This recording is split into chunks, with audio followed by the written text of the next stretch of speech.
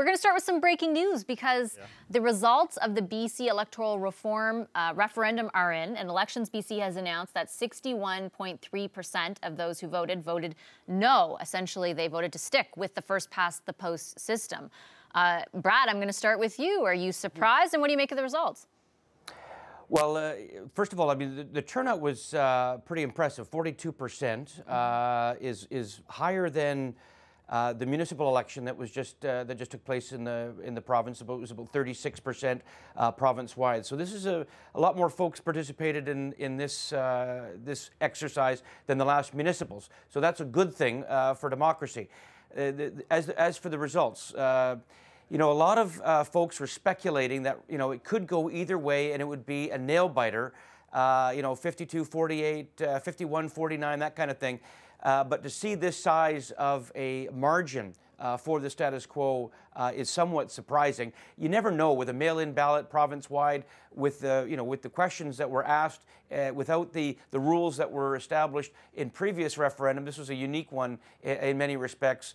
The results are very clear and the people have spoken, and that's what I know John Horgan and the NDP promised in the last election. That's what the confidence and supply agreement with the BC Greens stated, that they would put forward clear question, clear offer, and they would respect the results. And it's another chapter in BC's exciting electoral history. Dan, why do you think that more people were comfortable with sticking with the status quo? You know what? I think people like to keep the system simple. Right now, we have a pretty straightforward voting system.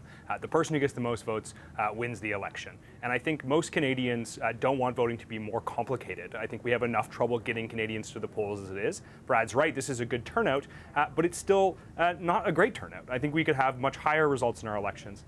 You know, I'm a fan of electoral reform. I think we should have candidates and politicians that are elected with more than 50% of the vote. But I think we need to make that as straightforward and as simple as possible. It seems every time a province toys with the idea of electoral reform, they try and make it really complex. They involve lists and mixed membership and all of these different really confusing elements. Make it simple. Let Canadians rank their choices 1, 2, 3, and then, you know, the person who gets 50% plus one, they win the election. I think keep it straightforward and keep it simple. That's what I think you're referring to there, that the proportional representation portion of the choice had a number of choices within it, right? And so they were even. I remember doing a segment on it. I found it hard to explain some of them, but that's maybe my own deficiency. No, I think it's confusing. I think that most Canadians like a straightforward system. Let them rank their choices and keep it go on with it. I don't think that this was the right way to approach it. I think they left it far too confusing for people. Melissa, what do you make of the results? I think Dan's absolutely right. I think this was a poorly executed referendum. I think it was a complicated one. I don't think the questions were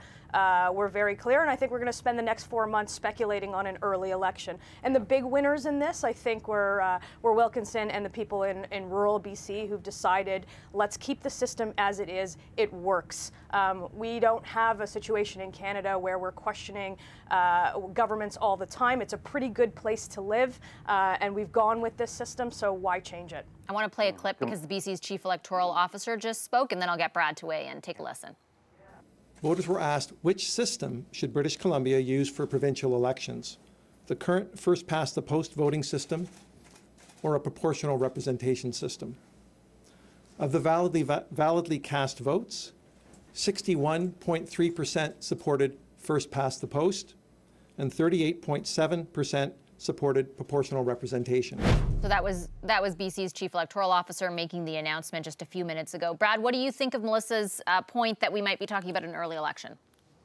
Well, no, I doubt that, because the confidence and supply agreement, which is the agreement between the BC NDP and the BC Greens, which keeps the confidence of the legislature in British Columbia, part of that, instilled in that agreement, was to hold the vote, not depending on what the outcome is.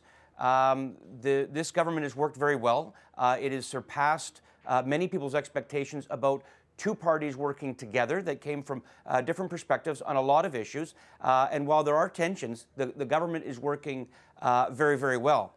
So I don't think that the outcome of the referendum would trigger that. What you need to do is look at issues that would be outside of that confidence and supply agreement. This was certainly there. This was a promise made, promise kept within the legislative majority in British Columbia, and so its outcome has no bearing on the strength of this government going forward. So I would not look for an election. I think that's a pretty rosy view of the situation in British Columbia right now. I think the expectations of this government were extremely low to start, so I do think it's okay, but they just spent $15 million, or what is close to $15 million, to ask a question a different way for a third time and failed again. So. Yeah, I think Premier Horgan's, this is a big blow for him.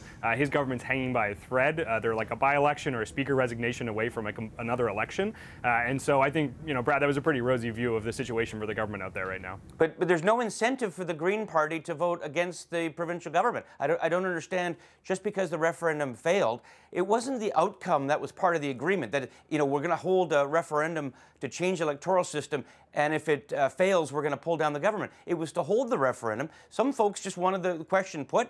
The question was put. The people have had their say. Yeah, but let's not ignore the fact that Premier Horgan was rallying in favor of this referendum on a regular basis. I mean, he was the leader of the Green Party. Sure, the two of them were there hand in hand. This is a blow for both of them.